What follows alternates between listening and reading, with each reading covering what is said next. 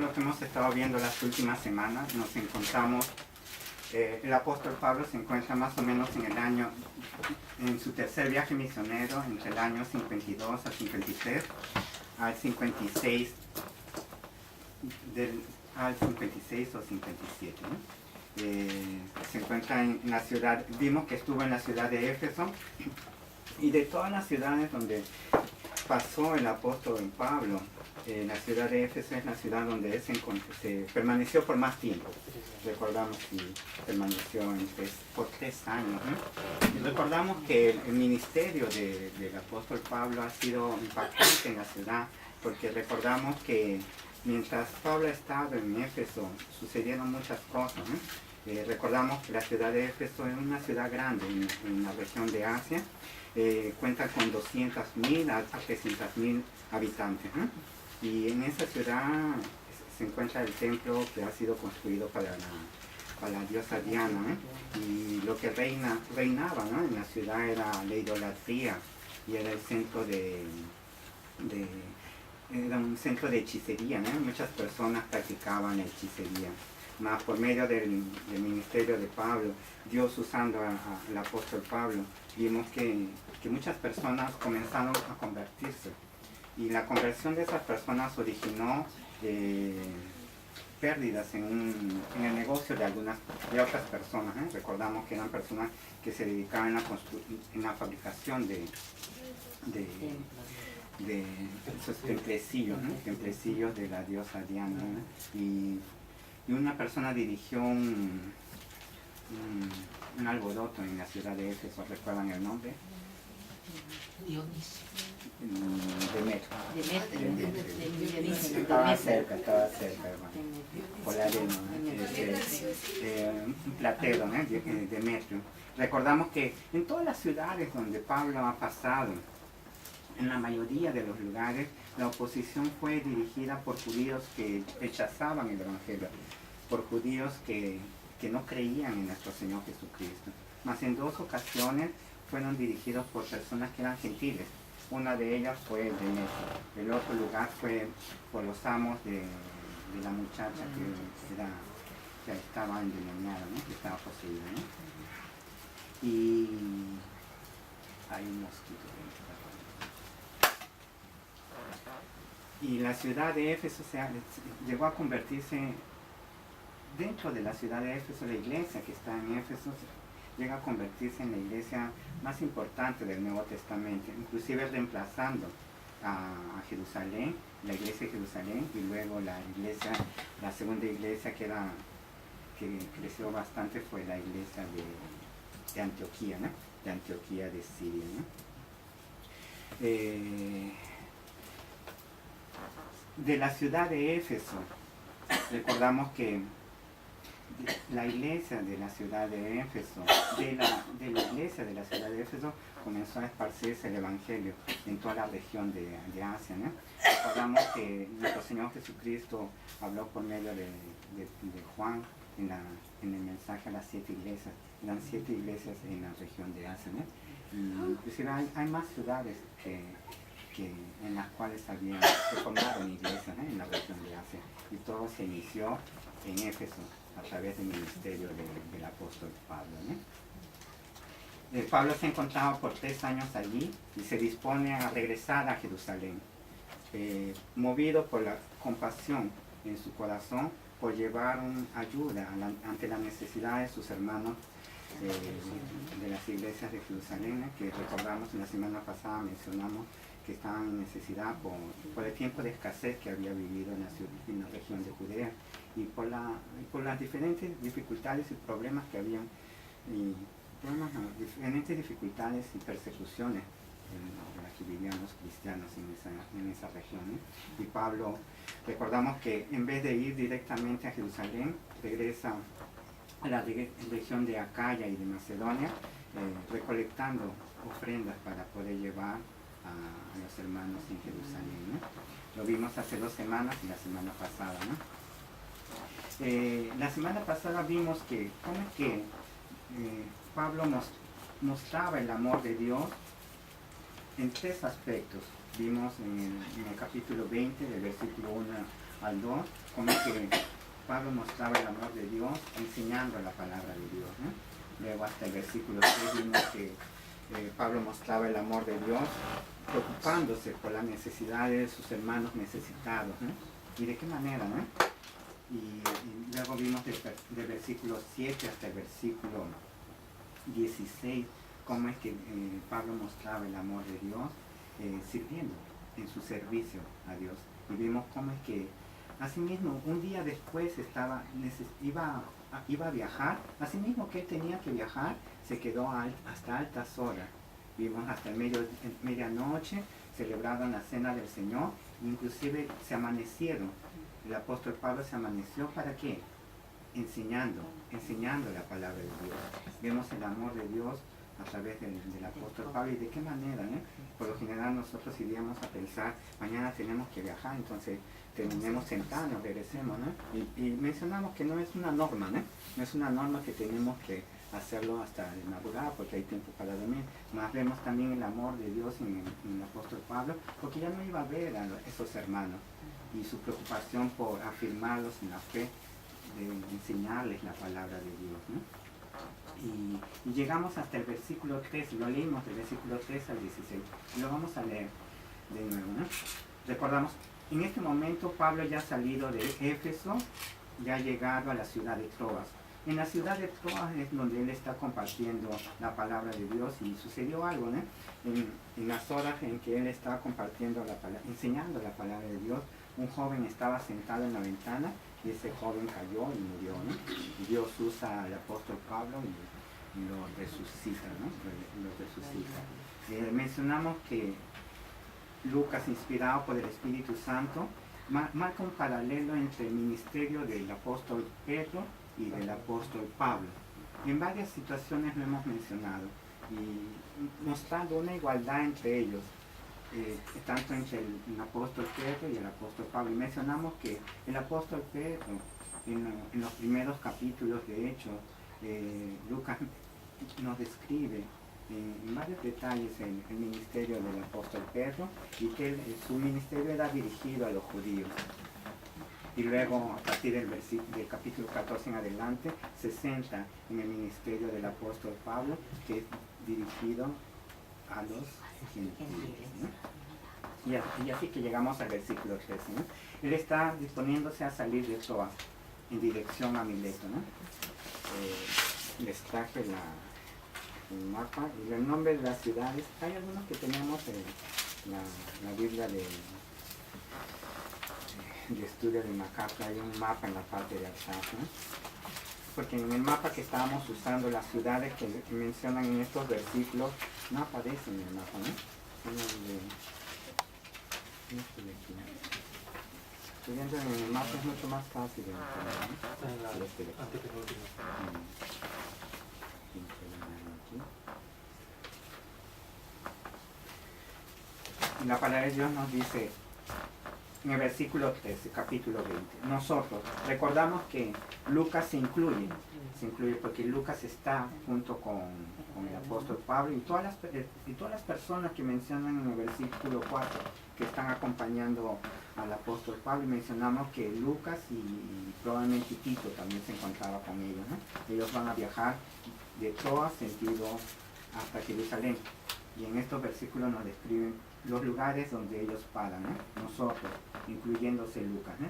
Adelantándonos a embarcarnos, navegamos a Asón. Eso quiere decir que todos los del versículo 4, Lucas y Tito, se adelantaron a embarcarse y navegaron a Asón, de Troas a Asón. Vemos en el mapa, es aparentemente cerca, ¿no? Pero de una ciudad a otra. ¿Para qué? Para recoger allí a Pablo. ¿Qué es lo que pasa? Pablo no se embarcó con ellos. Porque ya que así lo había determinado, queriendo él ir por tierra. Mencionamos la semana pasada que Pablo ha estado, no sabemos a partir de qué hora, pero ha pasado hasta la medianoche y hasta la mañana enseñando la palabra de Dios, y han salido de viaje. Prácticamente él no ha descansado, no ha dormido, y él determina ir hasta Asón, no de barco como las demás personas que le están acompañando, sino él va por tierra. Y se piensa que va por tierra porque hermanos de la iglesia de Troas lo están acompañando. Han pasado toda la noche y toda la madrugada escuchándole enseñar la palabra de Dios y se piensa que aún él está caminando y los discípulos le están siguiendo, aún escuchándole al apóstol Pablo enseñarles la palabra de Dios. Versículo 14. Cuando se reunió con nosotros en Asón, tomándole a bordo, vinimos a Mitilene. Todas esas ciudades están en sentido sureste. De Asón pasa a Mitilene. Luego en el versículo 15, navegando de allí, al día siguiente llegamos delante de Quío. Y al otro día tomamos puerto en Samos. Y habiendo hecho escala en Trogilio, al día siguiente llegamos a Mileto. Versículo 16. ¿Por qué? Porque Pablo se había propuesto pasar de largo a Éfeso para no detenerse en Asia, pues se apresuraba por estar el día de Pentecostés si le fuese posible en Jerusalén. Recordamos que en un primer momento el apóstol Pablo quería llegar a Jerusalén para la Pascua. Lo dice en el versículo 6, ¿no? Y nosotros pasados los días de la Pascua, de los panes sin levadura, navegamos de Filipos. Recordamos que el apóstol Pablo en un primer momento iría a regresar de barco directamente, sentido Jerusalén, mas él no se embarca porque en el versículo 3 nos dice que fueron puestas acechanzas por los judíos para cuando se embarcase para Siria. Pablo tomó la decisión de volver por Macedonia. Él toma otro camino y va por tierra, ¿no? Para evitar lo que probablemente dentro del barco ellos irían a intentar matarlo, ¿no? Y por ese motivo que Pablo no llega en la Pascua en Jerusalén, y ahora él desea llegar para el día de Pentecostés. Recordamos que son 50 días después de la Pascua. Y por ese motivo es que él llega a Mileto. ¿Y qué es lo que hace en Mileto? En el versículo 17. Enviando pues desde Mileto a Éfeso, hizo llamar a los ancianos de la iglesia. Recordamos que Pablo está con prisa. ¿Para qué? Para llegar en Jerusalén hasta el día de Pentecostés. Hay un periodo de tiempo de 50 días.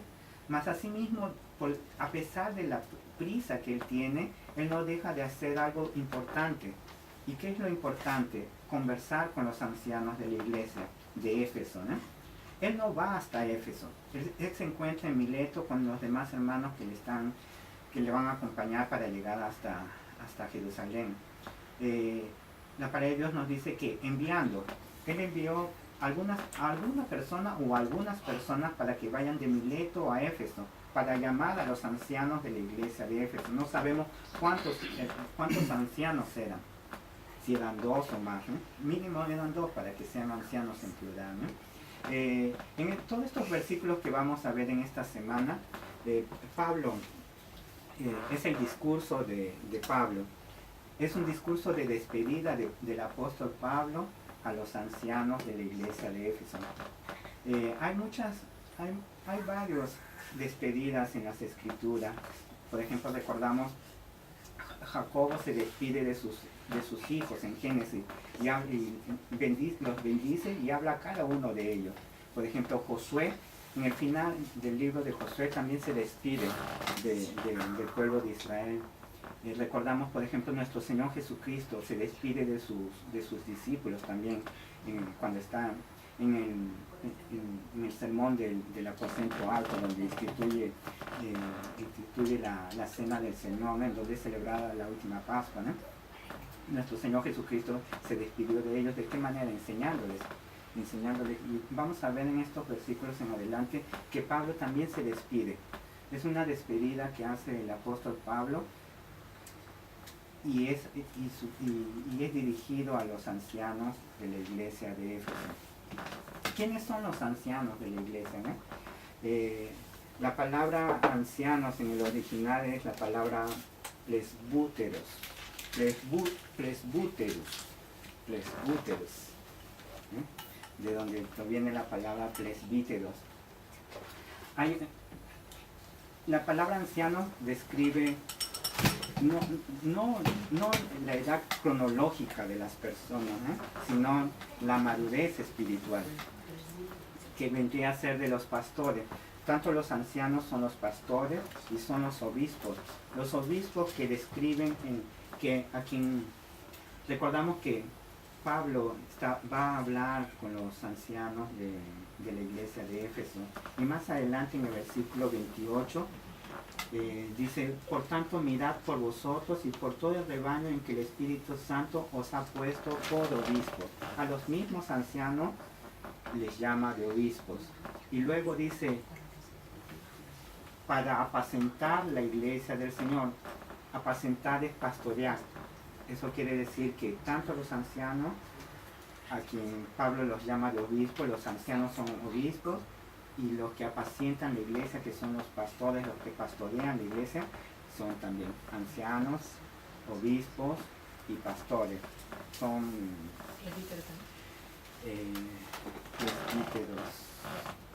presbíteros, de donde proviene la palabra presbíteros. Son, la palabra que se dice, son términos intercambiables, ¿sí? Porque tanto al decir ancianos, al referirse en el Nuevo Testamento de ancianos, de obispos, de pastores, se están refiriendo a las mismas personas que son los pastores, los que dirigen la iglesia, ¿no?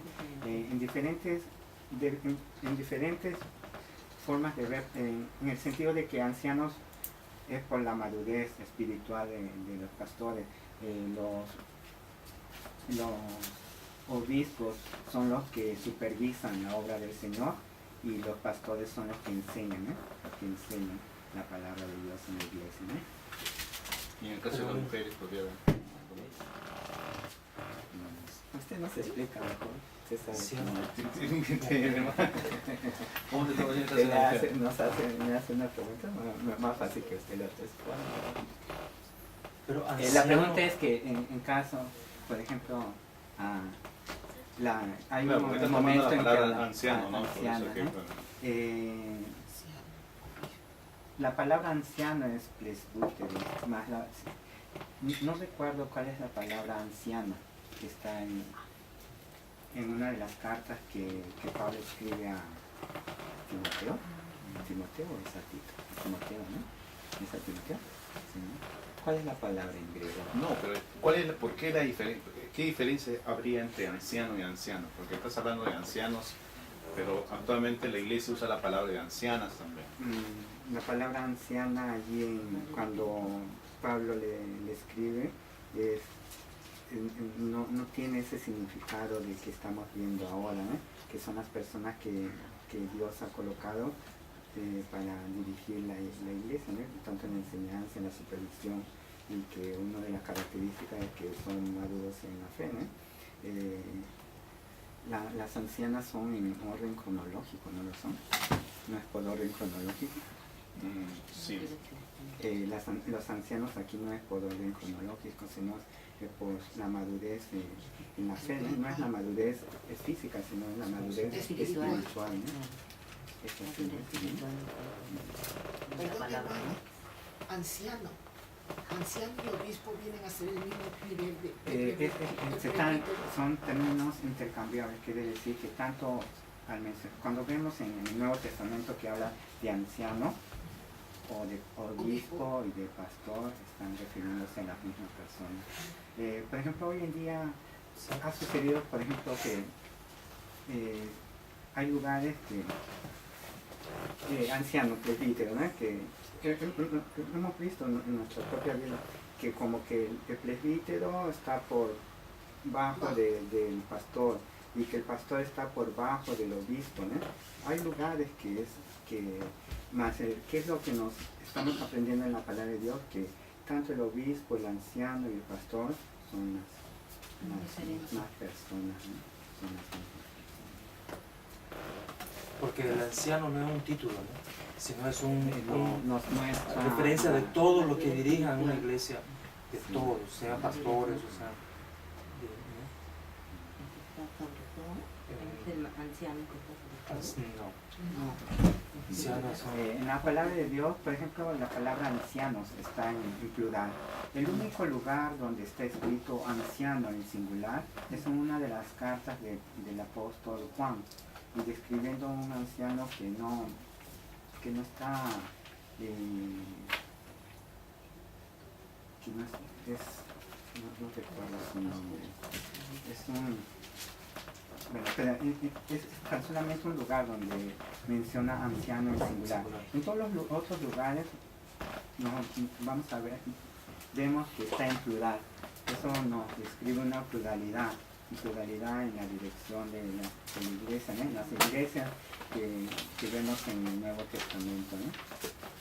Una pluralidad de la marca distintiva entre los ancianos, presbíteros, pastores, obispos, es uno solo, el llamado de Dios. No hay otra diferencia, no hay ninguna otra situación que pueda marcar una diferencia. La única diferencia es el llamado de Dios y cumplen las mismas funciones dentro de las iglesias. Algunas iglesias, la iglesia presbiteriana, por ejemplo, no suele llamar pastor, sino suele llamar presbítero. Las iglesias evangélicas suelen llamar pastores. La iglesia anglicana, si me parece, suele llamar a obispos. Pero en realidad cumplen las mismas funciones en la dirección de iglesia. En la dirección de la iglesia. Es el mismo rol, la misma función, y hay un solo llamado, el llamado de Dios.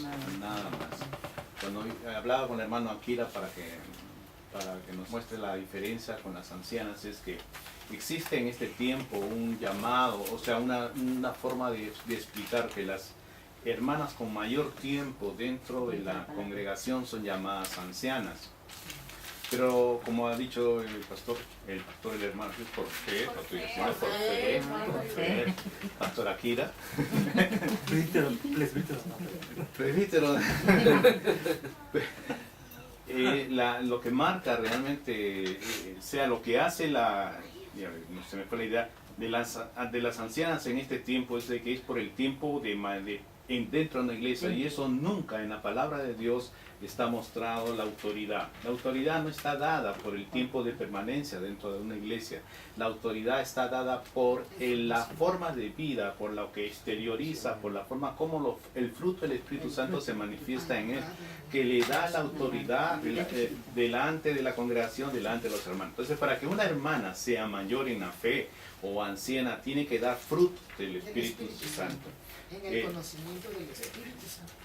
No, es fruto del Espíritu Santo. El conocimiento de la palabra de Dios es inherente, tiene que estar manifestado el conocimiento de la palabra de Dios. Pero lo que marca dentro de los cristianos es el fruto del Espíritu Santo. En otras palabras, el andar en el Espíritu, lo que conocemos, ¿no? Ser lleno del Espíritu Santo. Entonces, podemos tener mucho conocimiento de la palabra. Podemos, como siempre hemos hablado, podemos tener todos los versículos bíblicos en la mente, pero nuestra vida exterior manifiesta una forma diferente de lo que tengo en la mente. Entonces, lo que debo tener no es en la mente solamente, sino en el corazón.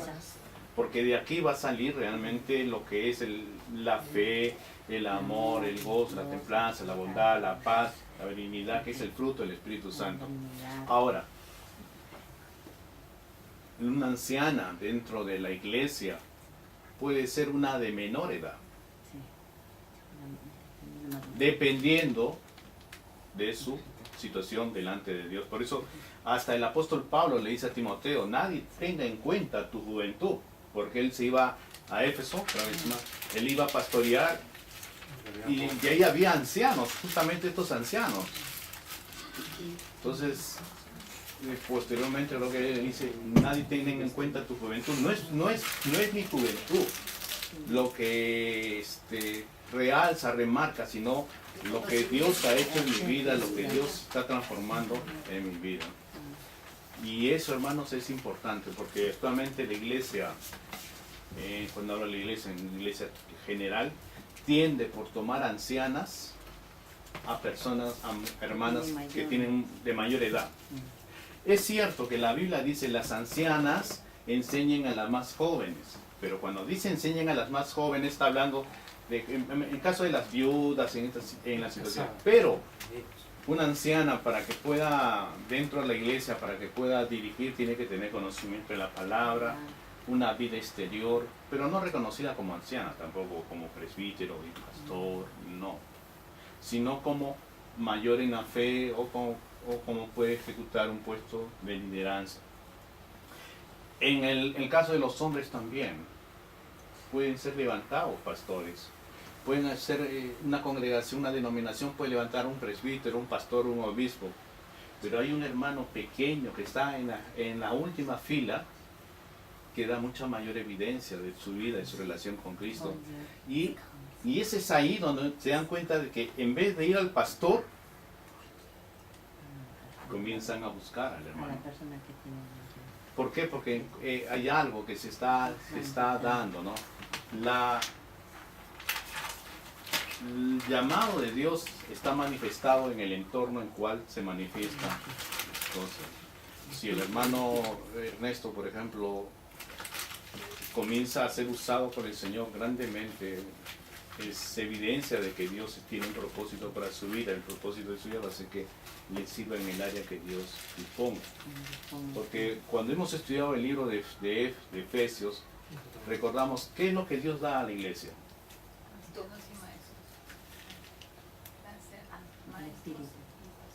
Que los da como dones a la iglesia. Esos hombres son dones para la iglesia. Pero el libro de Corintios nos dice que el cristiano recibe dones del Espíritu, dones espirituales. ¿Cuáles son esos dones espirituales?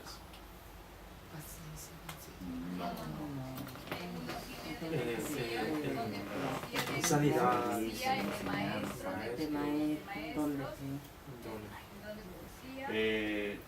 tiene que más discernimiento de espíritu, servicio. Esos son dones espirituales. En el momento que cada uno de nosotros hemos recibido a Jesucristo como Señor y Salvador, la Biblia en Efesios capítulo 1 nos dice que fuimos sellados con el Espíritu Santo de la promesa. En el momento que hemos sido sellados con el Espíritu Santo, hemos recibido un don. Dios nos ha dado una herramienta para trabajar en su obra. ¿Cómo vamos a descubrir esa herramienta? En el continuo servicio. Porque el hermano que no sirve no puede, no en el sentido de uso, sino de servicio. El hermano que no sirve en la iglesia, o sea, que no presta un trabajo dentro de la iglesia, no puede descubrir cuál es su don. Ni la hermana puede descubrir cuál es su don. El constante servicio se va a ir llevando para un lado, o bien va a ser para el evangelismo, bien va a ser para predicar, pastorear, para evangelizar, bien puede ser, comienza a tener un discernimiento del entorno de lo que sucede dentro de la iglesia, comienza a pensar y comienza a decir, esto de acuerdo a la palabra no está bien, esto de acuerdo a la palabra, acá hay un propósito de Dios, comienza a recibir un discernimiento. Otros tienen el don de fe. Entonces cada hermano, cada uno de nosotros como cristianos hemos recibido un don para servir al Señor. Y algunos son hombres dados a la iglesia como dones. Por eso una iglesia siempre tiene un pastorado, tiene un evangelista, tiene una persona que tiene discernimiento, porque Dios capacita y los da como dones. Entonces, mis hermanos, sin alejarnos del tema del hermano Akira. Y agregando eso, yo escuché una prédica donde dice que cristiano que no sirve, no sirves. Efectivamente. No está sirviendo, ¿no? Porque no está está sirviendo, no está ejerciendo su don.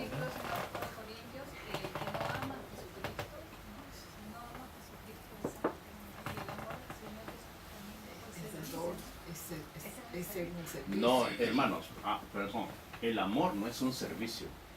O sea, el amor a Dios no es un servicio.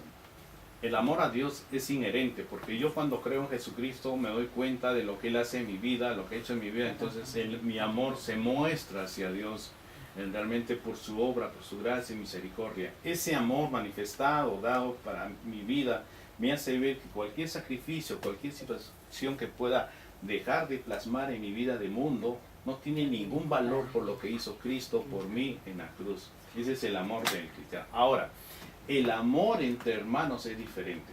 Ese amor dado, que es el fruto del Espíritu Santo, el amor al prójimo y lo que Dios, el Señor Jesucristo le dijo, no es al joven, ¿no? Cuando ¿qué es lo que debo hacer para cumplir la ley? Dijo, ama a Dios sobre todas las cosas y ama a tu prójimo. O sea, el amor. Primera Juan dice, aquel que dice que ha visto, ¿cómo puede? Dice, aquel que no ha visto a Dios, ¿cómo puede decir que lo ama? ¿No? Y aquel que ve a su hermano y no lo ama, es imposible, ¿no? Ese es un don. Pero mi relación, mi amor con Cristo no es un don, es una gracia que Dios me ha dado, porque yo estaba muerto, no sentía, no amaba a Dios. ¿Qué dice la palabra? ¿Quién nos amó primero? Dios, Para que nosotros, ¿qué? amemos a Él. A la respuesta. Entonces, esa es la relación, pero el amor de Dios es algo que es inevitable, es inconfundible, marca de un cristiano. ¿Cómo marca un cristiano? Porque yo doy a Dios sobre todas las cosas que pueda tener.